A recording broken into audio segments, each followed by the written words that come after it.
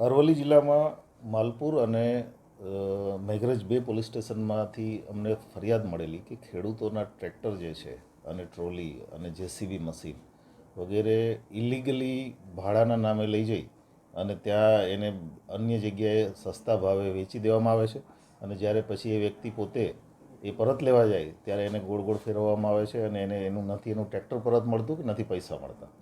આ પ્રકારની ફરિયાદના આધારે માલપુર અને મેઘરજ બંને પોલીસ સ્ટેશનમાં અમે એફઆઈઆર દાખલ કરેલી.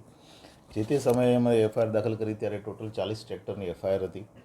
પછી એમાં એડિશન થતું ગયું અને એફઆઈઆર દાખલ કર્યા પછી બંને પોલીસ સ્ટેશનની અલગ અલગ ટીમો અને જિલ્લાની એલસીબી આ બધા કામે લાગેલા અને ત્યારબાદ જે અલગ અલગ જગ્યાએથી, કારણ કે આ મોટાભાગના જે ટ્રેક્ટર છે એ સૌરાષ્ટ્રમાં અને આજુબાજુના જિલ્લાઓમાં વેચી દેવામાં આવેલા ઓછા ભાવે.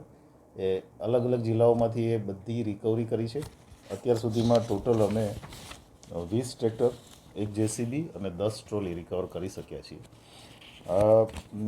એ સાથે સાથે અમે એમાં ટોટલ 6 આરોપીઓ અત્યાર સુધીમાં અરેસ્ટ કર્યા છે. મુખ્ય આરોપી જે છે એ વિજય, જે પ્રાંતવેલ બાયડનો વતની છે, એની સાથે સહયોગમાં સુનિલ કાળાભાઈ પરમાર, પ્રવીણ મચાર, કનુ ભરવાડ કરીને જે છે એ મુખ્ય આરોપી છે. ઉપરાંત વિપુલ અને કનુભાઈ પાંડો, આટલા આરોપીઓ અત્યાર સુધીમાં અમે અરેસ્ટ કર્યા છે. આરોપીઓના 3 દિવસના રિમાન્ડ ઉપર છે. હજી આગળ એણે ટ્રેક્ટર જ્યાં જ્યાં પણ વેચ્યા છે અત્યારે પણ અમારી ટીમ અન્ય જગ્યાઓએ આ આરોપીઓ સાથે મૂવમેન્ટમાં છે અને આ રિકવરી માટે થઈને અમે પૂરેપૂરા પ્રયત્નો કરી રહ્યા છીએ. ટોટલ બંને પોલીસ સ્ટેશનમાં થઈ અને અમે લગભગ 4 કરોડની મુદ્દામાલની રિકવરી કરી છે.